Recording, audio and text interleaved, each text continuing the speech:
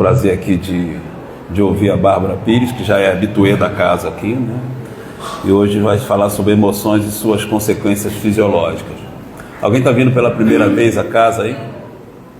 Tá. Qualquer coisa que vocês queiram de esclarecimento, só perguntar a alguém da casa, tá? Sobre qualquer um que tiver com crachá. Não vai achar porque ninguém tem crachá, mas se tiver cara de trabalhador, entendeu?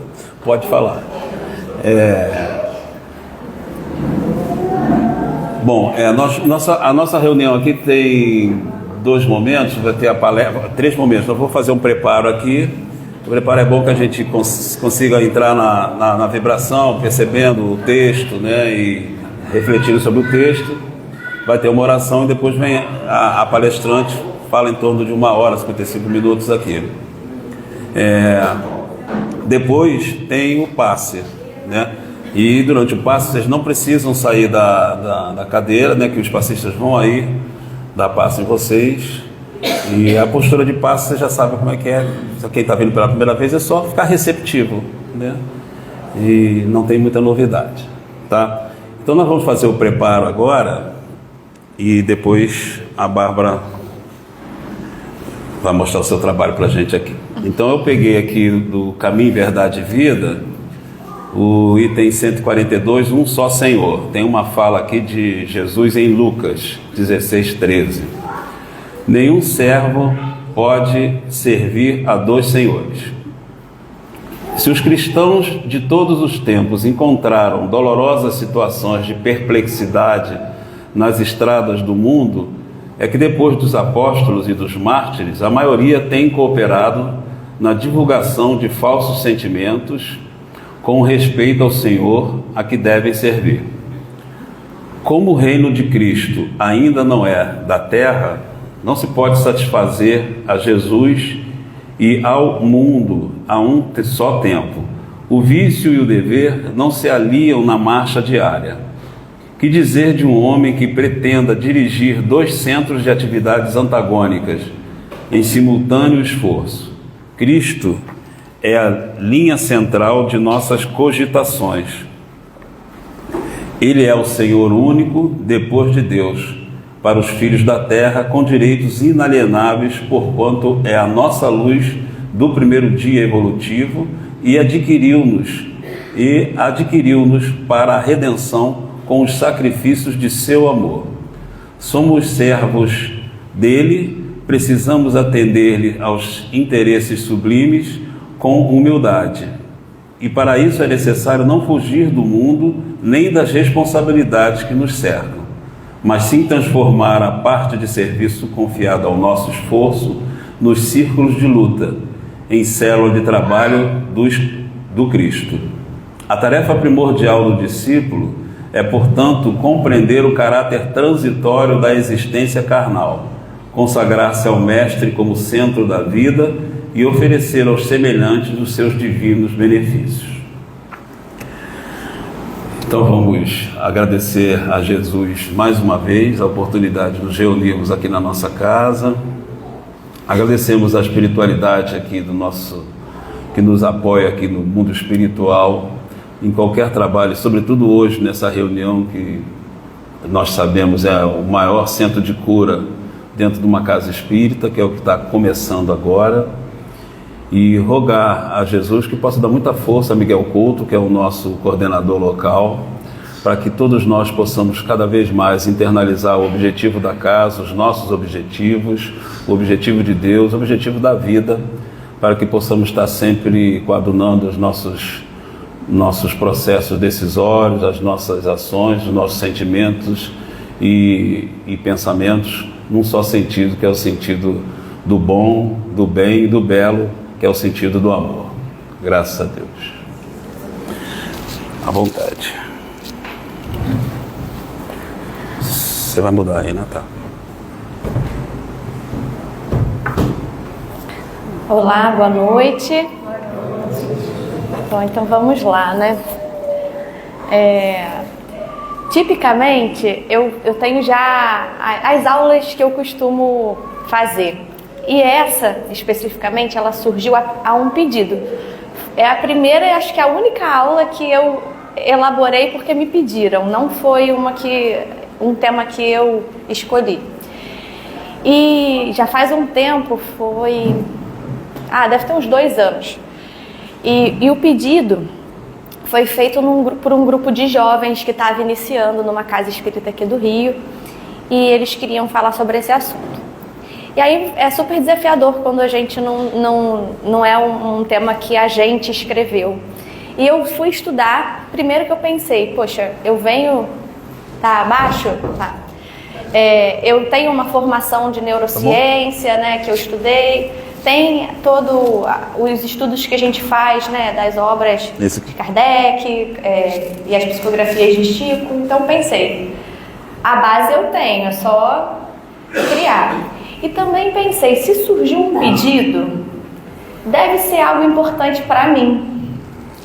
E aí fui nessa busca pensando assim, qual é a lição que eu preciso tirar dessa fala, dessa aula que eu vou montar.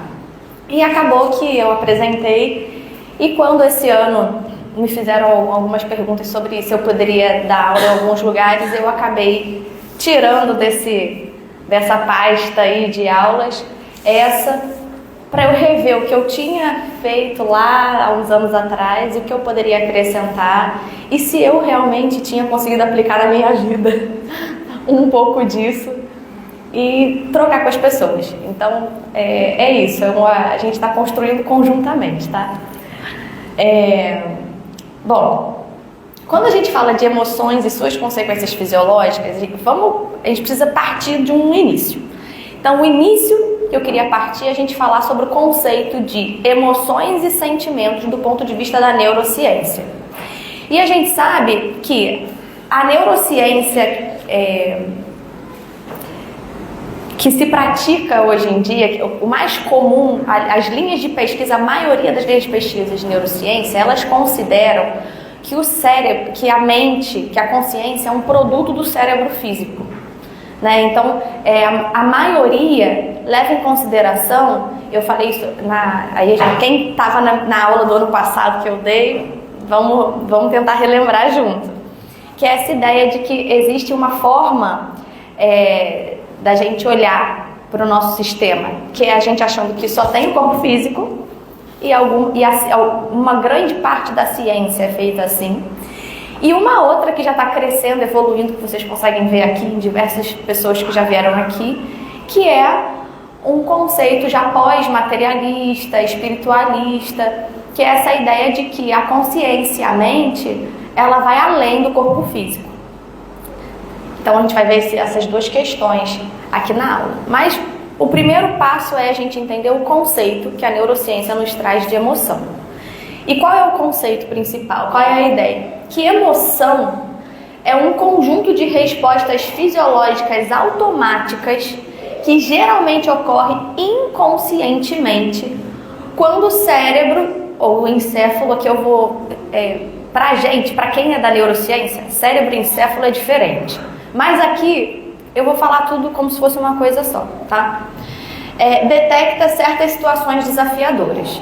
Então, quando a gente fala de emoção, a gente está falando a gente não chega nem a nível consciente, é inconsciente. É aquilo que veio, que te tomou e você não consegue nem dar nome. Depois você dá nome.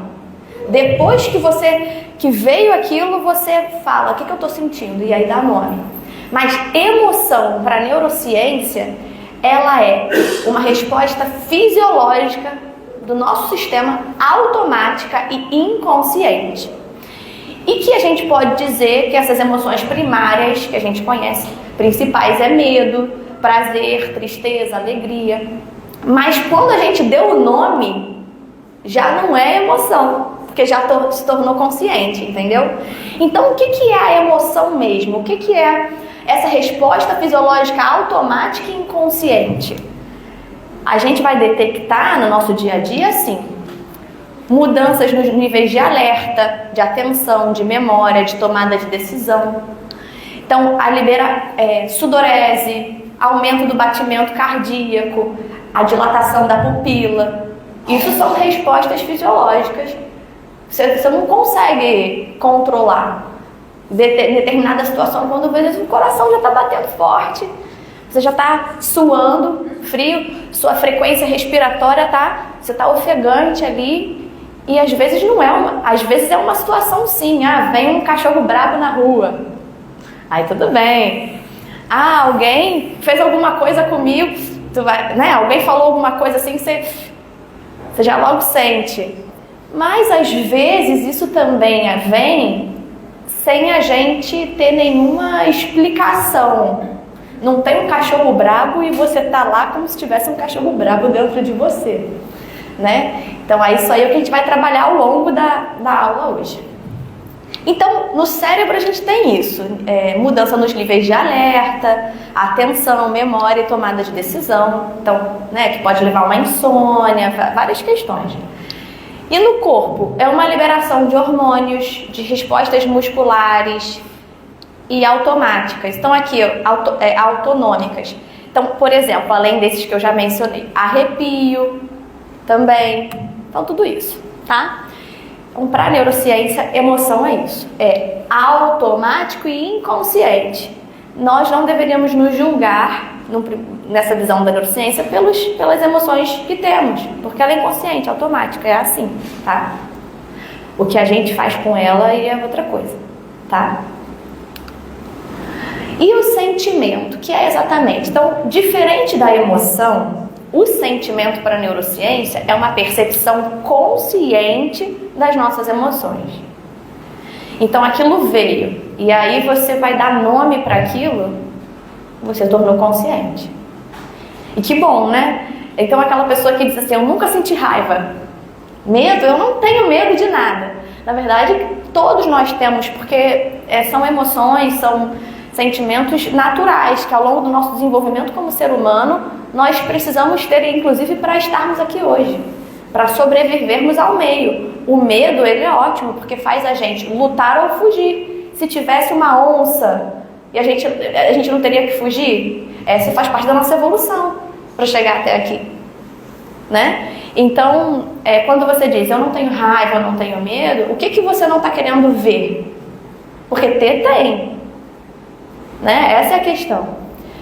Quando o nosso cérebro cria um significado para os fenômenos fisiológicos gerados pelos estados emocionais.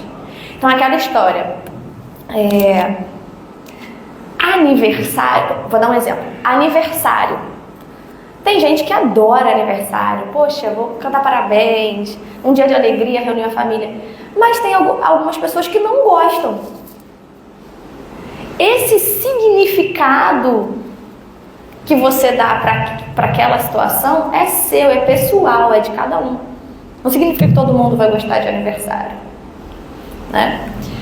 Então, os sentimentos complexos estão associados à interação social, como eu disse. Qual é o significado daquele aniversário? Talvez para as pessoas que não gostam de aniversário, está associado a uma questão social, né? O que ela viveu ali em determinadas situações, né?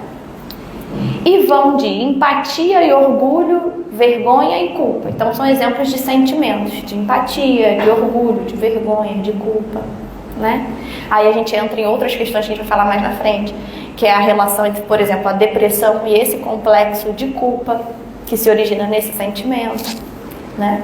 Mas tudo começa a gente detectando, né? E dizendo, eu sinto isso, né? Bom, e aí a gente tem uma visão espiritualista, mais ampla, que é o que a gente pode fazer aqui juntos, né, e construir juntos. Que é olhar o sentimento, né, na visão médico-espírita, o sentimento, ele é sempre possível de ser controlado, né? E o espírito é o que pensa e cria a própria emoção. Então, olha que interessante. Nos dois conceitos de emoção e sentimento, a gente estava falando sobre uma fisiologia do corpo físico. Mas a gente começa a entender numa visão espírita de que o pensamento, as emoções, o sentimento, tudo isso não é do físico, não é do corpo físico, é do espírito, certo? Então, o espírito é quem pensa e cria a própria emoção. Então, Estamos aqui falando de uma visão pós-materialista e espiritualista, né, da ciência. De modo que não há sentimentos incontroláveis, né, como diz André Luiz. Então não tem como chegar onde nós chegamos e dizer: eu não consegui controlar. Não tem. Justificar você ter feito algo dizendo que você não conseguiu controlar. Porque o que nos difere dos animais primários é justamente o desenvolvimento de um sistema nervoso capaz de pensar, de ponderar, embora a gente muitas vezes não faça isso. Também, tá? Tô aqui, mas metade de mim tá sentada ouvindo. Todos nós, né? Senão, né, se a gente fosse perfeito, alecrim dourado não tem nenhum alecrim dourado aqui. Bom, então a gente pode resumir que o pensamento é a causa da ação. Pensando, criamos o destino. Mas e o sentimento? O sentimento é esse molde vibrátil, vibratório, em que o pensamento e a causa se formam. Então, sentimos, modelamos a ideia. Aí vou dar uma parada aqui só para a gente refletir. Às vezes, dentro da casa espírita especialmente, né, nos trabalhos mediúnicos, muitas vezes a gente tem determinados médiuns que são videntes ou que têm algumas capacidades mediúnicas específicas e que ela por si só não dá conta de entender ainda o que está acontecendo. Por isso que os trabalhos precisam ser feitos com várias pessoas juntas, né? É um grupo alinhado. Então, eu vou dar um exemplo. O médium está vendo algo. E aí, você quando vê, você pode interpretar. Mas qual é o sentimento daquilo? Vocês já viram no dia a dia de vocês, saindo da reunião mediúnica, uma pessoa que está sendo boa, mas que a atitude é boa, mas você fica ressabiado assim, por trás daquilo, qual é a intenção? Qual é o sentimento?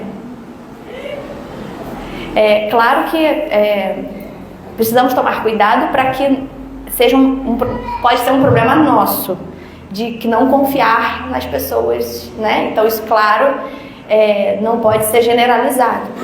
Mas o que acontece é que o ato em si, o que a gente está vendo em si, não diz exatamente o que verdadeiramente é. E é por isso que para a espiritualidade o sentimento é tão importante. O sentimento, ele traz a vibração. Então você está vendo algo, mas a aparência não significa o todo daquilo, certo? A ideia determina a atitude. A palavra comanda as ações. E a vontade é o pensamento ganhando força motora. Então essa questão também da vontade como grande propulsora disso tudo, né? Bom, o que os espíritos também trouxeram pra gente? Que o pensamento, ele é um fluido mental, secreção sutil da mente, não do cérebro. Então, né, já estamos evoluindo para essa questão da mente, se algo para além do cérebro. É uma partícula de pensamento e é passiva, olha só. É passiva perante o sentimento que lhe dá forma e natureza para o bem ou para o mal. Então, olha só. A partícula do pensamento, ela é passiva perante o sentimento, que dá forma e natureza. Então, o pensamento por si só, ele não vai dizer o todo. Então, aquele médium intuitivo, né? Tá chegando um pensamento ele coloca ali na reunião, vamos colocar numa reunião mediúnica. Mas qual é o sentimento? É pro bem ou pro mal? Sabe às vezes aquela informação que vem toda certinha assim? Mas qual é a intenção? Muitas vezes a gente pensa nisso, né? Mas muitas pessoas procuram as casas espíritas querendo ouvir aquilo que desejam. né? E não aquilo que é preciso ser ouvido, né? E muitas vezes que é a reforma íntima, é a importância do perdão, do amor, né? E às vezes vão de casa em casa, em casa, em casa, em casa, até ouvir o que querem ouvir. E muitas vezes, o que acontece também é que é captado o próprio pensamento desse assistido. Ao captar, né? Se todos somos médiuns e aqueles, né, captam o que você deseja, poderia dizer a você aquilo que você gostaria de ouvir, né? E aí, é pro bem ou é pro mal? Depende do sentimento. Qual é a intenção daquele indivíduo? Qual é o objetivo final, né? Então, o pensamento... Então, fluido que influencia primeiro, por intermédio de impulsos repetidos, toda a região cortical. Então, olha só o que André Luiz explica, tá? Então, o pensamento é um fluido mental. O pensamento é uma secreção da mente, né? Como se fosse... nossas glândulas do corpo secretam hormônios, certo? O pensamento é uma secreção da mente, tá? Então, o fluido que influencia primeiro, por intermédio de impulsos repetidos, toda a região cortical. Vejam o chakra coronário como tem uma função importante nisso, porque é por ele, né? Porque se vem do espírito para o corpo físico, vai ter um slide disso. Se vem do espírito para o corpo físico, vai passar por... tem uma relação direta com os nossos centros de força e, no segundo momento, nossos chakras, tá? Então, para atingir toda essa zona cortical, vindo do espírito para o corpo físico, o chakra coronário nosso chakra coronário tem uma função importante. E as zonas psicossomatossensitivas. Então, a gente tem no nosso corpo físico, no nosso sistema nervoso, áreas psicossomatossensitivas, áreas motoras, áreas sensoriais. E regiões do sistema nervoso central e periférico, né? Nervos no nosso corpo todo, plexos no nosso corpo todo, que levam informações, levam e trazem informações. E os espíritos já nos mostraram que o sistema nervoso periférico em si, desses nervos que passam pelo corpo todo e vão para a periferia, eles são um sistema genuinamente mediúnico, né? Então tem muita relação com como a mediunidade se dá, tá? Vitalizando e dirigindo todo o cosmo biológico, a nossa biologia. E aí a gente está falando da biologia perispiritual, né? A matriz é o perispírito, né? O perispírito que é parecido, o nosso corpo é parecido com o nosso perispírito, não vice-versa. A matriz é lá, tá? E em seguida, atendendo ao próprio continuismo do seu fluxo incessante, espalhar-se em torno do corpo físico. Então, olha a direção. Aqui já está falando a direção, né? Do espírito para o corpo físico. Então, quando espalha em torno do corpo físico, torna-se então dentro dessa individualidade consciente responsável pelo tipo, qualidade e aplicação do fluido. Então, tudo começou no pensamento e no sentimento, certo? Se o sentimento é bom, qual vai ser o tipo do fluido? Bom. Qual vai ser a qualidade do fluido? Boa. E a aplicação do fluido? Benéfica, né? Agora, se o sentimento e o pensamento não for bom, o que vai chegar no corpo físico é uma qualidade e uma aplicação de fluido negativa, ruim, e que pode sim nos adoecer. E aí alguém adoeceu a gente? Foi algo que fizeram com a gente? Ou foi o que nós pensamos sobre algo que fizeram com a gente? Sobre o que nós sentimos sobre algo que fizeram com a gente? Organizando-lhe a psicosfera ou halo psíquico, qual ocorre com a chama de uma vela, que em si, valendo do combustível que a nutre, estabelece o campo em que lhe prevalece a influência. Então o ponto não é o outro que está nutrindo a sua vela negativa, é você. E aí o ponto tem problema acender vela? Ou qual é a intenção quando você acende a vela, né? Então, aquele comportamento de vou acender uma vela com raiva do outro, o que você acha que você vai atrair naquela chama? Porque o teu pensamento está fazendo... A vela, ela é um ponto material ali, energético, mas você também é essa energia, você também é uma vela. Então você pode acender uma vela, mas não adianta acender essa vela com raiva no coração, pedindo para alguém resolver algo que você precisa resolver dentro de você.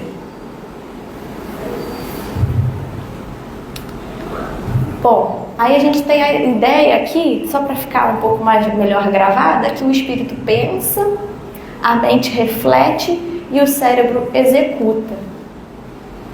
Né? Então o cérebro, ele é só um órgão sagrado de manifestação da mente. A mente é o campo da nossa consciência desperta e é o espelho que reflete a nossa energia espiritual. É quem a gente realmente é, né? Bom, aí aqui esse slide que eu prometi, que é, só pra gente entender, né? É da alma para o corpo físico. Então a gente tem aqui o princípio inteligente, a alma, o espírito encarnado, pensando assim, né? Vamos pensar se fosse nós aqui, tá? Então a gente tem o perispírito, e aí se o perispírito tá doente e a gente não vai cuidando disso, né? Tem a doença ali no corpo espiritual.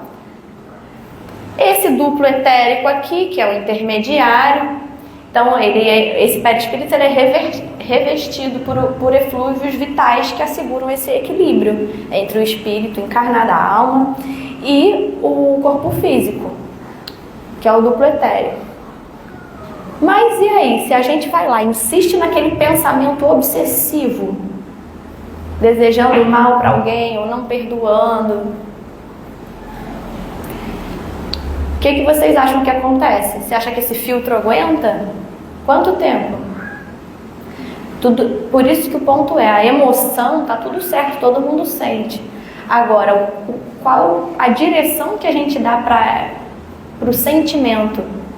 Para quando se torna consciente e desperto aquilo que você está sentindo. Quanto tempo você guarda aquilo? É isso que vai dizer se o seu duplo etérico, que é um grande filtro, vai aguentar ou não e vai passar para o corpo físico. Né? Porque a direção é essa.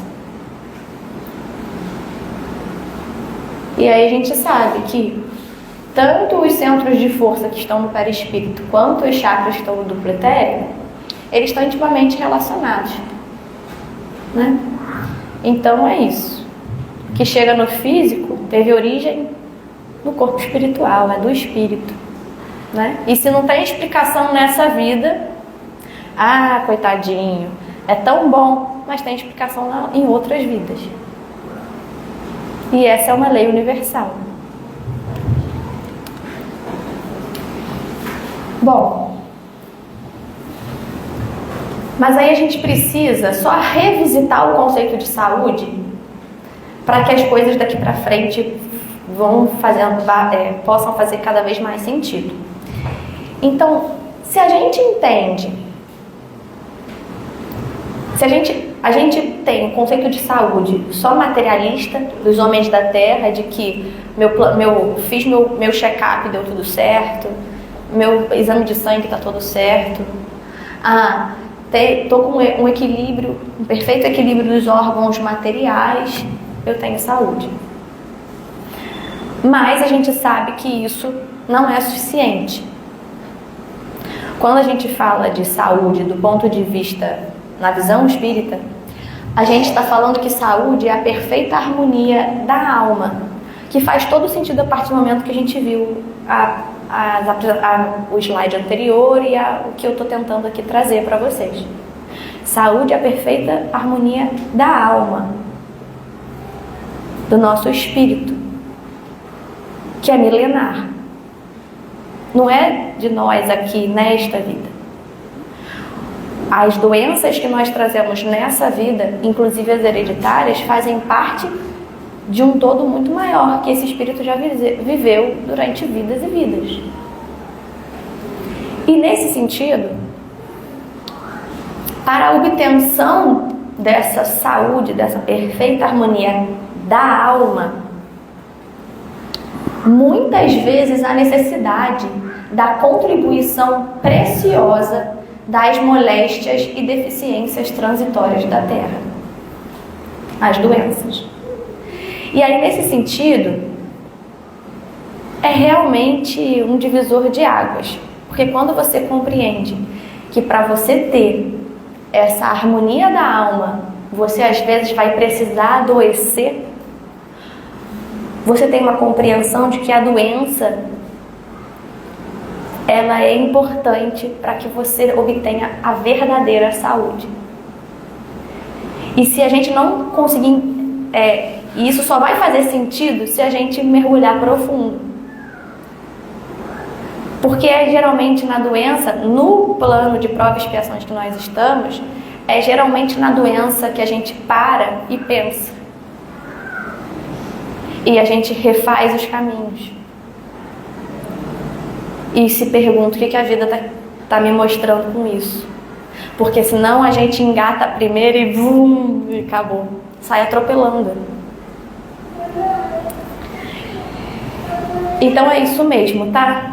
E assim, eu fiz uma palestra em um outro lugar que foi aberto, foi um diálogo assim. E aí me perguntaram assim: mas se chega para você uma pessoa com câncer terminal, você vai falar isso para ela? Gente, não sou eu que estou falando, sabe? E aí a gente precisa assim, isso é o que me consola, não significa que vai consolar a todos, nem que é fácil passar por um câncer terminal. Mas, sob o meu ponto de vista e dos espíritos, né, que vieram em psicografia pelo Chico, Kardec, o entendimento de que é transitório, foi a leitura também inicial, né? É transitória essa vida. É transitória. É só uma de muitas.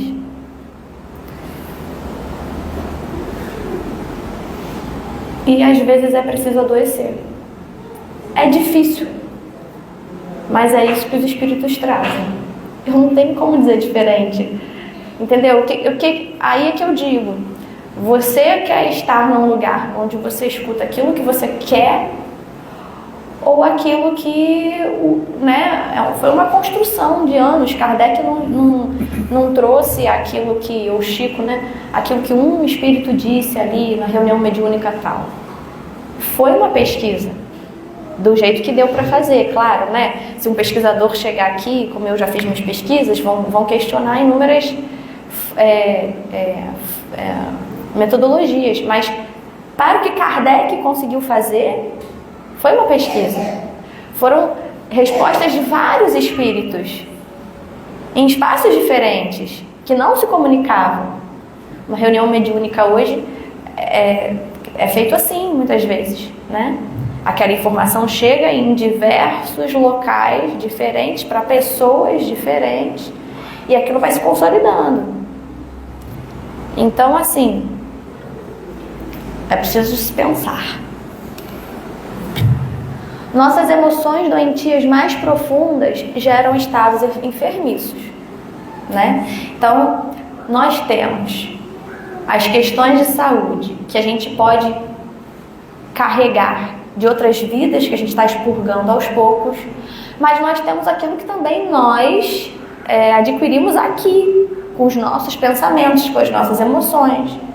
E também tudo é expiação? Não, você também pode pedir para vir com alguma questão de saúde, porque alguém que é próximo de você, algum ente querido, precisa vivenciar isso com você. Tá? Nem tudo é expiação, nem tudo, tá? São várias possibilidades que os espíritos trazem. É caso a caso. E a gente tem como saber? Eu não tenho como saber. Eu não tenho como saber. Mas a gente pode por si só, nós somos as melhores pessoas para, com calma, com equilíbrio, pensar, isso que eu estou vivendo, está mais parecido com o quê? Será que eu estou espiando algo?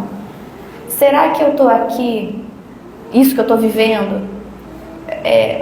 Olha, às vezes, a rede de apoio, como a família se une para ajudar uma pessoa que está doente. Então, assim, é muito difícil viver a doença, mas é transformador. Então, os sentimentos menos dignos, o que eles geram, né? Eles são convertidos em ondas mentais, energia mental, que é a base das emoções, e aquela história que eu já falei anteriormente, vai se derramar lá sobre o córtex cerebral. Então, o chakra coronário, né, chega, e aí é que origina fobias, loucuras, pelas quais os reflexos daqueles companheiros encarnados ou desencarnados, que se nos julgam ao modo de proceder e de ser, nos atingem com sugestões destruidoras. Eu estou obsediado. Peraí. Qual é a sua afinidade? Que onda mental você está emitindo? Porque só vai se aproximar de você aqueles que estão em afinidade. A sua maior proteção é o seu pensamento elevado. Por isso a oração, as músicas elevadas, são formas de se curar, de se proteger. A meditação, porque são formas de você manter o pensamento elevado nos momentos de aflição. Precisa de religião para isso? Não. Mas, meu amigo, a religião ajuda muito. Porque às vezes você não consegue sozinho sair disso. Aí você vem para a reunião e, de repente, você consegue desconectar a sua cabeça e prestar atenção numa palestra, na fala de alguém. Sai, faz amigos. Novos amigos. Novas oportunidades. Aí você olha para o lado e fala, te amo, como foi legal te conhecer. Porque a casa espírita é isso. E geralmente quem fica e se torna trabalhador são aqueles que foram ajudados. Olha que sentimento bom. Tem sentimento melhor do que gratidão? Aí você começa a melhorar. Aí eu no final eu vou falar, mas o Mednesp do ano que vem, que é um congresso em saúde e espiritualidade, vai ser em São Paulo. E sabe qual é o tema? Servir para curar-se. Aí você descobre que se você ficar parado ali sentado, é mais difícil. Agora, quando você levanta, se torna um voluntário e começa a ajudar no que a casa precisa, não é naquilo que você acha que vai... Não é assim, entendeu? É o que é a necessidade daquele espaço. Mas quando você vai se transformando, você vai curando, se curando. Porque a cura é movimento. Bom, e aí, então essa questão da obsessão, nem terminei, né? Vai ficar pior. Ai, gente, a cobrança vai ficar pior, que eu tô querendo dizer. Então, esses espíritos encarnados que a gente culpam, né, que são os obsessores, na verdade, e que nos conjugam um modo de proceder e de ser, atingem com sugestões destruidoras, diretas ou indiretas, conduzindo-nos a deploráveis fenômenos de alienação mental, na obsessão comum, ainda mesmo quando no jogo das aparências possamos aparecer como pessoas espiritualmente sadias. Então, assim, na aparência tá tudo bem, mas por dentro, pensamento, né?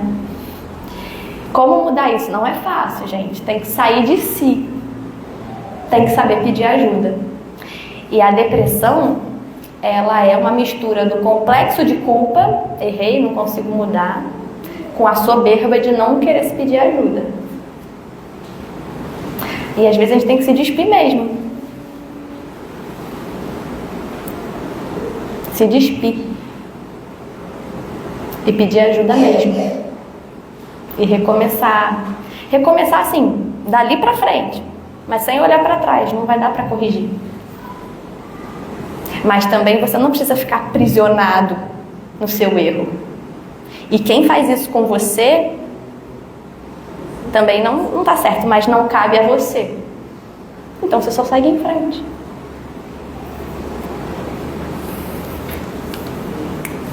Os 3 andares do cérebro. Por que eu trouxe isso? Eu tenho até que horas? 8h30. Até 8h30. Então eu trouxe essa questão dos 3 andares do cérebro, porque na verdade eu queria continuar falando sobre esse caso de obsessão, né? Que é interessante a gente falar, para a gente sair dessa ideia de que é meu obsessor, né, gente? Não existe isso, tá? Somos nós. Nós emitimos pensamentos que vibram e que vão se associar com aqueles que estão em afinidade, tá? E aí Calderaro, no mundo maior, ele dá uma super aula para o André Luiz, e que eu acho que vale a gente tentar juntos aqui entender um pouquinho, tá? Já que a gente está falando de cérebro. Então, André Luiz estava numa atividade e o Calderaro é um instrutor dele nessa situação aqui no mundo maior. E aí tinham 2 irmãos muito ligados, um encarnado e um desencarnado, numa situação de, vamos colocar, de obsessão, de ligação entre eles, tá? Mas nesse entendimento de que obsessão é uma ligação entre 2 indivíduos que estão em afinidade, tá? Não é alguém vindo aqui querendo me prejudicar e eu super bem. Não, você não tá bem, tá? Então, aqui examinamos Calderaro e André Luiz examinando 2 pessoas, um encarnado e um desencarnado. Aqui examinamos 2 enfermos, um na carne, outro fora dela, tá? Uma situação de uma pessoa encarnada e uma desencarnada próxima dessa pessoa. Ambos trazem o cérebro intoxicado. Então, André Luiz conseguia ver lá o cérebro do encarnado e do desencarnado e Calderaro ali instruindo ele, sintonizando-se absolutamente um com o outro, em sintonia, tá? Espiritualmente, aí agora a gente vai entender juntos. Rolaram do 3º andar, onde situamos as concepções superiores. Aqui ele está se referindo aos 3 andares do cérebro, então ele vai citar aqui o 3º andar, o 2º andar e o 1º andar do cérebro, tá? Eu vou ler, no final eu explico pra gente tentar construir juntos. Então, rolaram do 3º andar, onde situam as concepções superiores. Então ele está dizendo que o 3º andar do cérebro, ele é onde tem as concepções superiores. E entregando-se ao relaxamento da vontade, deixaram de acolher-se no 2º andar, sede do esforço próprio. O 2º andar do cérebro são regiões do cérebro que estão relacionadas ao esforço próprio. E aí eles estavam tão enovelados ali naqueles pensamentos ruins que não rolaram do 3º andar, então não conseguiam usar o 3º andar do cérebro, né, fazendo as concepções superiores, não conseguiam usar o 2º andar, que eu tô querendo dizer é isso, né, tá, gente? Como sede do esforço próprio, perdendo valiosa oportunidade de reerguer-se. Caíram, então, na esfera dos impulsos instintivos, que é esse andar mais inferior do cérebro, tá? Onde se arquivam todas as experiências da animalidade anterior. Esses 2 seres detestam a vida, odeiam-se reciprocamente, desesperam-se, asilam ideias de tormento, de aflição, de vingança. Em suma, estão loucos, embora o mundo lhes não vislumbre o supremo desequilíbrio que se verifica no íntimo da organização perispiritual. Então, olha só, nesse caso aqui, nem tem doença no físico ainda, ao que parece, tá? Depois a gente tem que rever o texto todo do livro, que agora eu esqueci. Pode até ser que esteja sendo relatado. Mas aqui, ó, o que ele está falando aqui, né? estão loucos, embora o mundo não lhes vislumbre para desequilíbrio, ou seja, eles não estão sendo tratados como loucos, o encarnado não está nesse estágio aqui, no físico, mas do ponto de vista espiritual, do perispírito, é um corpo que já está nesse lugar, tá? E aí, só para a gente deixar claro essa questão dos 3 andares, quando a gente divide o nosso sistema nervoso, a gente tem realmente as áreas mais inferiores, que nos animais que são mais primitivos, chegaram primeiro, né? Então, o córtex, por exemplo, as regiões frontais do cérebro, o córtex frontal, ele na nossa evolução, o que surgiu depois. Alguns animais não têm esse córtex frontal, essa parte da frente do nosso cérebro desenvolvido. E esse córtex frontal é justamente essa área da frente aqui, é uma área que é muito relacionada à tomada de decisão. Aquela área que você para e pondera e pensa. Então, quando ele fala do 3º andar, ele está se referindo a essa região aqui, é onde situamos as concepções superiores. É nesse sentido mesmo, são as áreas que evolutivamente chegaram depois, que essas partes mais frontais do nosso sistema nervoso, do nosso cérebro, e que elas, na fisiologia mesmo, estão relacionadas com o parar e pensar, com o ponderar, com a tomada de decisão. Já o 2º andar, o esforço próprio, tem outras regiões que são sensoriais, motoras, que estão muito relacionadas ao esforço, né? O córtex motor, que fica um pouquinho mais atrás aqui, no meio do cérebro, assim, ele é de movimento. O córtex motor, o desenvolvimento dele é para isso, é para a gente se mover, né? Agir. E os impulsos instintivos é que tem relação mais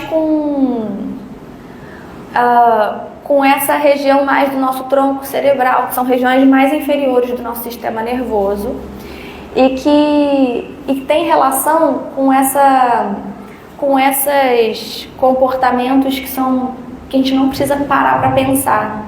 Então, reflexos, sabe? Então, por isso é tão importante a gente tentar usar o 3º andar, as concepções superiores, e que a relação com a fisiologia que a gente tem é essa, de usar as áreas que foram desenvolvidas, que ao longo da nossa evolução foram mais desenvolvidas, que é o córtex pré-frontal, frontal, e que tem uma relação com essa parar, ponderar e pensar. É isso. Bom, afinal, nossos sentimentos podem mesmo gerar alterações físicas? Tá, já tá claro que sim, né, gente? Mas tem gente que precisa ver para crer. Então tem alguns artigo que já mostra isso, tá? Então, primeiro de tudo, a gente tem, se a gente for lá na CID, na Classificação Internacional de Doenças, não é do plano espiritual, não, é daqui, tá?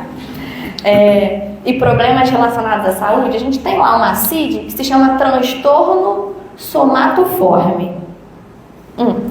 Aí olha só, vê se vocês conhecem pessoas assim. Presença repetida de sintomas físicos associados à busca persistente de assistência médica. Os médicos nada encontram de anormal e afirmam que os sintomas não têm nenhuma base orgânica. Mesmo com algum transtorno físico presente, ele não explica nem a natureza, nem a extensão dos sintomas, nem o sofrimento e as preocupações do sujeito. Então, a gente está falando, né, de um transtorno que tem característica de somatização. Isso aqui é muito característico de quando você tem uma doença, que a origem pode estar no seu pensamento, nas suas emoções, nos seus sentimentos que você está vivendo. Então, às vezes você chega e a pessoa pergunta assim, você fala, eu estou sentindo uma dor no peito muito forte, não melhora, cardiologista, então, né, você chega no cardiologista achando que está com pressão alta, dor no peito, faz os exames e está tudo ok. E aí, se num rastreio mais profundo, quando ele pergunta quando esses sintomas começaram a surgir, e aí a pessoa lá naquela anamnese que a pessoa fala sem você interromper, e ela vai falando sobre ela, a pessoa fala, desde minha mãe morreu, e aí blá blá blá blá. Então assim, todo sintoma de fato tem uma relação com o episódio do falecimento da mãe. E aquela pessoa pode não ter consciência. E talvez aquele médico também não consiga abarcar tudo ali. E é por isso que quando a gente fala de saúde, a gente precisa, e de doença, a gente não pode falar só de médico. A gente tem que falar de algo muito além. Porque nós somos os seres integrais. Então nós somos o biológico, nós somos o psicológico, nós somos o social e nós somos o espiritual. Certo? E aí a gente pode ter essas coisas assim que não tem explicação, tipo, tô com dor no braço, no peito há um tempão e os exames não mostram nada.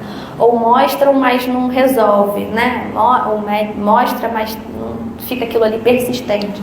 Diarreia, já fiz todos os exames, já fiz tudo, a diarreia não passa. Aí começa a ver aqueles diagnósticos do que quando não tem nada. E aí de repente a diarreia passou. E você viu que o seu emocional está melhor, né? E a gente sabe que o nosso intestino é o nosso segundo cérebro, do ponto de vista físico, né? Eu estou batendo aqui, eu espero que não esteja. Então, o corpo fala, né? Se a gente estudar, for para a linha da medicina chinesa, a gente vê que tem muitos estudos já de longa data relacionando os órgãos do corpo, as vísceras com as emoções, né? Então, a gente pode sim beber da fonte desses estudos. E se a gente começar a aplicar, a gente vê mesmo. Aplicar assim, perguntar, sabe? Sabe? Qual é a emoção que você mais sente? A pessoa fala raiva. Aí você vai lá e vê quais são os órgãos da raiva, perguntar. Você já fez esse... e como é que está seu estômago? Aí ela fala, eu tenho muita dor de estômago. Você percebe que tem relação mesmo na sua prática. Bom, aí isso tudo que pode relatar. Torcicolo, que não passa, a pessoa muito tensa, queimação, dor de estômago, isso tudo. E a gente entra em questões que todo mundo passa. Como, por exemplo, medo, ansiedade e estresse. Então a gente sabe que a ansiedade ela é uma resposta emocional provocada por medo. E todo mundo tem medo, tá? Vou perguntar assim, quem aqui não tem medo? Você tem medo, tá? Todo mundo tem medo, é natural, faz parte, tá? E a ansiedade, ela tá muito associada a uma parte negativa, né? Aquela pessoa muito ansiosa, não sei o quê. Mas a ansiedade, para neurociência, tá, gente? A ansiedade, ela até um certo ponto, ela é boa. A ansiedade, ela é fisiológica. A ansiedade é o que faz você...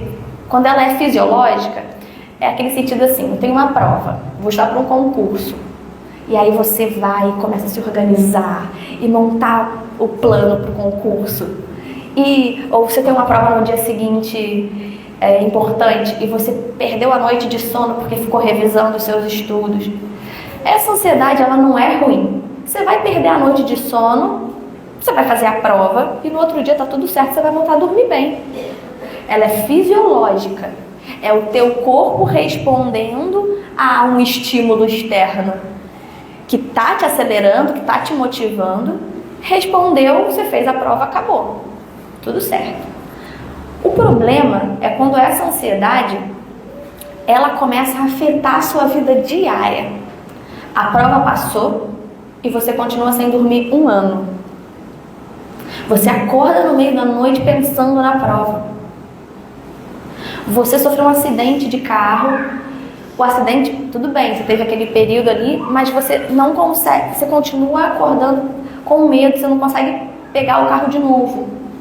Aquilo ali está transformando a sua vida, afetando a sua vida.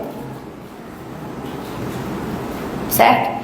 Então é muito importante a gente dividir isso, que senão, sabe, a ansiedade é bom, é o que faz você levantar do sofá, querer reconstruir sua vida, passar pelos problemas e superá-los. O problema é quando aquilo afeta a sua vida, tá? suas atividades de vida diária, quando aquilo ali te toma, o efeito do seu sono, tá? Então, o que a ansiedade faz? Como é que a gente detecta isso, né? Vamos para a prática. O medo desencadeia uma resposta fisiológica que é de luta ou fuga, tá? É isso que neurocientificamente a gente pensa assim. É realmente isso, é como se tivesse... Vamos lá, na nossa evolução, em algum momento, para a gente existir aqui, um grupo precisou saber fugir das onças que estavam no meio do ambiente. Onça de verdade, tá? Não é a gente que é onça, não. São onças de verdade. E aí, né, construiu um grupo para poder se isolar, para poder se preparar, né? Quanto que você luta, quanto que você foge? Quanto, né, que você vai para cima que é melhor ou quanto que é melhor fugir? Tudo isso o nosso corpo precisou se adaptar, tá? Então, para isso, o nosso corpo, a gente falou sobre isso já, tem um aumento do suor, da frequência cardíaca, o aumento da pressão arterial, da dilatação, tudo isso, para a gente fugir de alguma coisa, efetivamente, precisa disso, né? Então, se aparecer um bicho perigoso aqui, todo mundo vai fazer isso. Você vai aumentar o fluxo mesmo de sangue para a gente poder, todo mundo sai correndo e se fechar numa sala, a tempo, entendeu? Agora, então evolutivamente essa resposta fisiológica é uma questão de sobrevivência e tá tudo certo, tá? O problema é quando essa resposta fisiológica permanece mesmo quando não há nenhum perigo, tá bom? Outro ponto, e aí aqui eu vou recordar Emmanuel. Também, já vou aqui, né, gente? Se alguém aqui acha que não sente raiva, sinto muito, você sente raiva. Desculpa, você sente, você só não conseguiu ainda entender o que é a raiva. Entendeu? Busca assim, o que é raiva? O que eu tô sentindo? Tá bom, às vezes você não deu um nome, tudo bem, não precisa rotular, tá? Raiva. Mas você sente algo que, na descrição do que é raiva, você sente. Porque é uma emoção, tá? E aí qual é o lance que todo mundo sente, né? A raiva, a cólera, ela é responsável por uma alta porcentagem de obituários no mundo. Isso Emmanuel nos traz. Não, eu acho que foi... foi Emmanuel. Como legítimo fator de enfermidade e portadora da morte. Então pensem assim que é um percentual muito alto. É como se 80% de tudo que a gente vive de doença, de obituário mesmo, teve origem nessa vida ou em outras, nessa raiva, nessa cólera. Acreditem, Emmanuel falou isso, gente, acreditem. E André Luiz também tem outras passagens, tá? Então é a raiz de grande parte dos males e perturbações que dilapidam na base a segurança dos serviços associativos na Terra. É claro, né, gente? Aqui na Terra todo mundo sente raiva. Significa que em outros planetas mais evoluídos sentem? Não. Aí tem, eu não trouxe aqui, mas em Marte, por exemplo, já tem descrito que é mais evoluído e que tem, são indivíduos psicologicamente mais elevados mesmo. Não sentem muitas coisas que a gente sente aqui, tá? Depois eu posso falar em que livro tá, mas tá aí. Bom, então a depressão ela está associada à culpa e ao mesmo tempo a essa soberba, a não aceitação dos erros cometidos ou a necessidade de mudança. E aí é preciso reforçar que a passagem na Terra é aprendizado. Então seria bom a gente se perguntar o que eu estou vivendo, o que a vida quer me mostrar com isso, me ensinar com isso. Ao invés de ficar muito, às vezes ficamos muito pensando no outro, né? No que o outro fez, né? Naquilo que a gente não pode fazer mais nada que aconteceu. Então assim, o que eu posso aprender com isso? E aplicar à frente. E essa questão também, que Emmanuel coloca, revoltar-se o homem à frente da vida é recusar a oportunidade de elevar-se ante a luz da própria sublimação. Somente a compaixão divina associada à bondade humana conseguem reduzir ou sanar. Então não tem outro jeito, gente, vai precisar.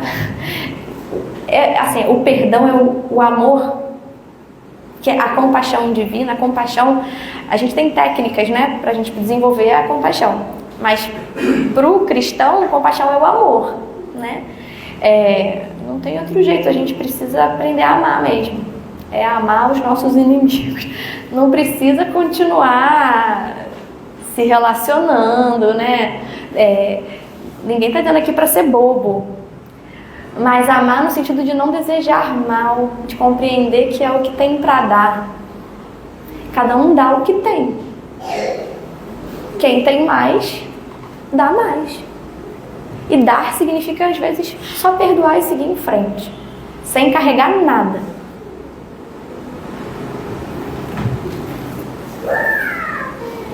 E aí a gente tem aqui um estudo da Sociedade Brasileira de Oncologia Clínica, e aí na verdade é um estudo assim, é uma revisão, tem vários trabalhos sobre isso, são linhas pesquisas internacionais. Mas quem quiser procurar, em português, que mostra os fatores psicológicos que influenciam o surgimento e progressão do câncer, por exemplo. Então, para quem ainda acha que não tem nada a ver desenvolver certas doenças com as emoções, com o psicológico, já está muito claro isso, inclusive publicado em revistas internacionais. Qual é o resumo da história? A atividade, pesquisas no ramo da psiconeuroimunologia trazem um esclarecimento sobre o papel dos fatores psicológicos no surgimento e progressão do câncer. Então aqui, a atividade das células natural killer, que são células que representam a primeira linha de defesa contra a disseminação metastática das células tumorais presentes no sangue, constituindo-se importante aspecto de vigilância, né, de proteção da imunidade contra os tumores, elas na depressão têm uma redução da atividade. Então vamos lá, antes da depressão surgir, né, a gente está falando de pensamentos obsessivos, negativos, a longo prazo, né, da nossa incapacidade de seguir em frente, de perdoar, de deixar o outro com o outro, né? E aí a gente adoece com isso. E aí já tem mostrando isso, então. A redução da atividade de células protetivas do corpo por conta dos estados psicológicos e emocionais. Vamos colocar assim, que nós nos colocamos. Aí, aqui quem estava aí ano passado sabe, né? Meu bebezinho nasceu, ano passado eu estava aí com ele, que ainda estava só no peito.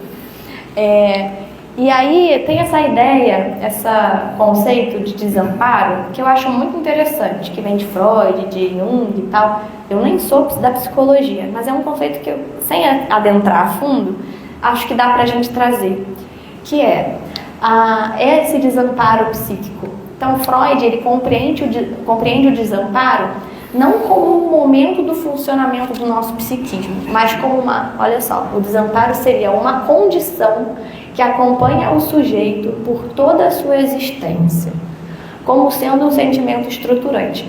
É a ideia do seguinte: Francisquinho, meu neném, nasceu. Quem estava aí ano passado viu. Trouxe ele para falar, ele ainda estava só mamando no peito, ficou com o pai lá,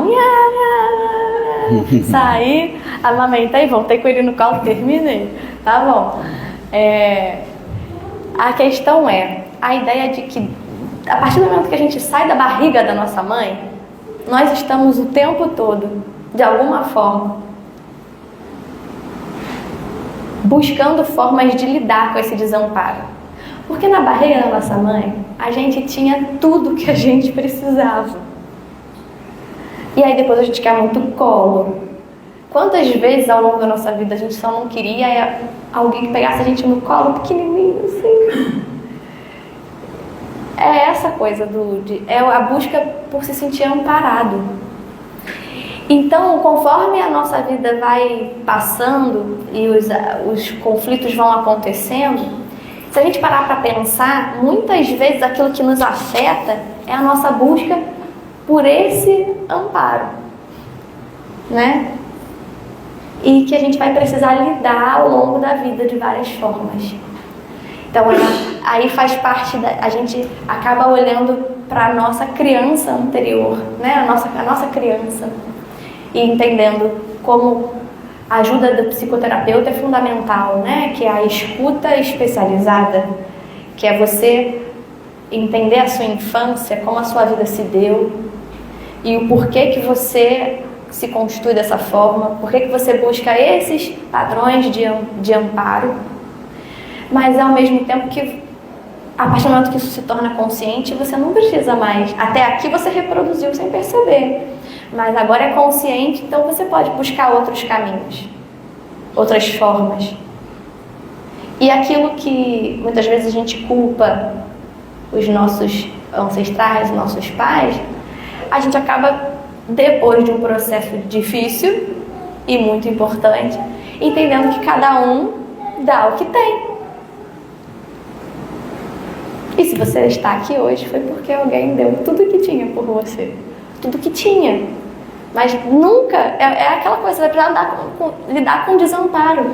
Quantas vezes essa cobrança é direta. Eu acredito que pelas escolhas que eu vou fazer da minha vida, que eu faço da minha vida, meu filho pode cobrar mais a minha presença, poderia, não fala ainda, mas em algum momento eu espero, ele pode dizer: por que hoje você não está à noite aqui, mamãe? E eu vou precisar responder: filho, eu te amo, mas é importante para mim também continuar fazendo as outras coisas e fazer as minhas aulas que eu gosto.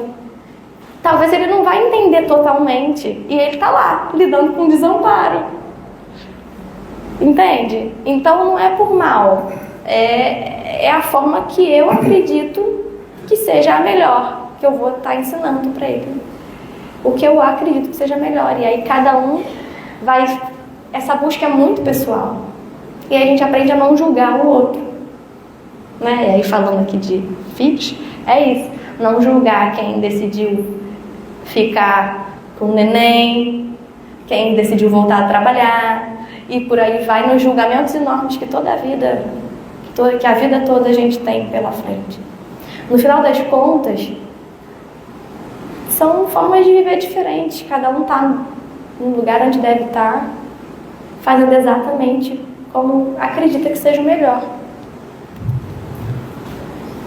Bom, e aí, voltando, quando adultos, nós procuramos um amparo em diversas situações. E nesse sentido entra para muitos o encontro com Deus. E a gente pode estar falando da espiritualidade, que é um ateu pode, no conceito de espiritualidade que a gente tem hoje, científico, o conceito de espiritualidade é uma transcendência, tá? É um propósito. Então um ateu poderia ter espiritualidade, tá bom? Religiosidade aí é diferente. A religiosidade é a forma que a gente dá mesmo, né? Da aplicação, do lugar para isso. Então a espiritualidade ou religiosidade como forma de proteção e cuidado. E aí a gente pode falar que, né, a casa espírita como um lugar de cura, que é sim, por diversas formas. Dentre elas, só das relações sociais criadas e tudo mais. E uma rede de apoio nos momentos de aflição. O sentimento de... Aí a gente pode encontrar também esse sentimento de desamparo nas escrituras sagradas. Passou muito. Vai? Gente, Termina? Jesus me avisa. Termina. Vou terminar. Pode terminar. Bom, aí... Então a gente tem isso nas escrituras sagradas e eu viajei. Olha só, falta muita coisa. Mas eu vou pro último, para levar para casa. E aí o resto depois, quem quiser eu mando. Lá em casa. Não, você volta. Eu volto, eu faço tudo.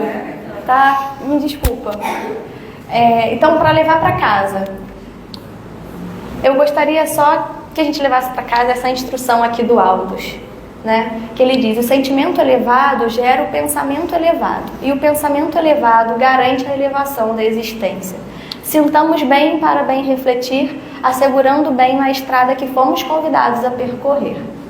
Vou pular essa parte que eu já li e vou terminar aqui. Atendamos à higiene mental.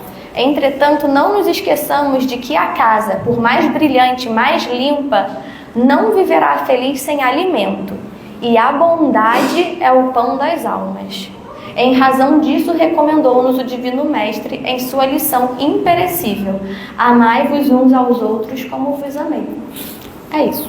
Obrigada.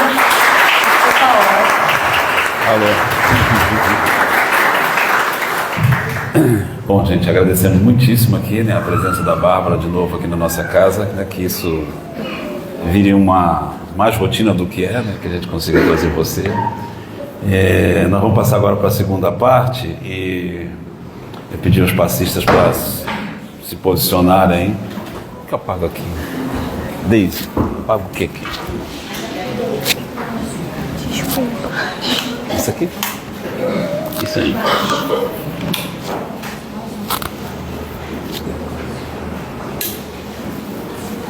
Deixa eu tirar isso aqui.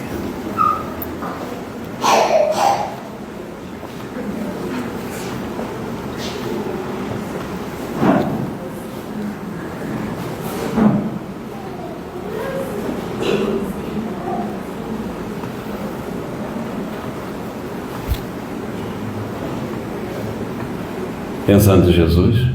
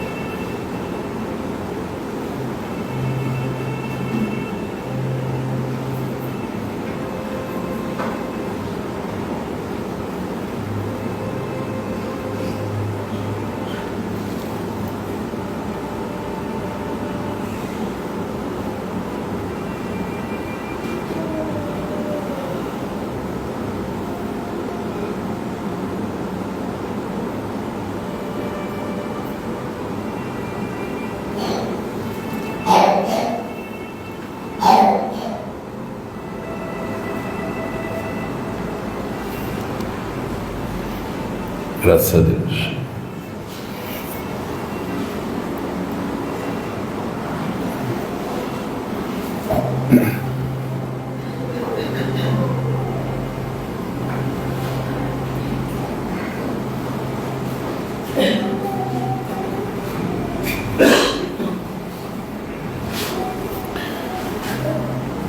Gente, vamos então agradecer mais uma vez, né, a espiritualidade que nos ajuda, os nossos amigos de nossa encarnação, que protege a nossa caminhada, os amigos aqui da casa que fazem e zelam pela psicosfera e pela nossa saúde aqui e a saúde da casa.